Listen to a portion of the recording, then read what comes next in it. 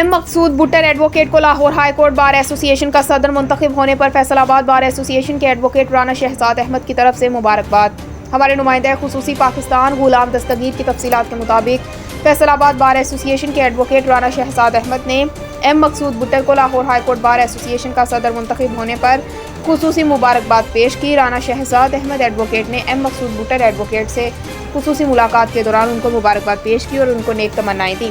Rana Shahzad Ahmad advocate का कहना था कि एम शहजाद बुट्टर का लाहौर बार एसोसिएशन का सदर मुंतखब होना एक खुश आइंद बात है। हम उनकी तरक्की के लिए दुआ गो हैं।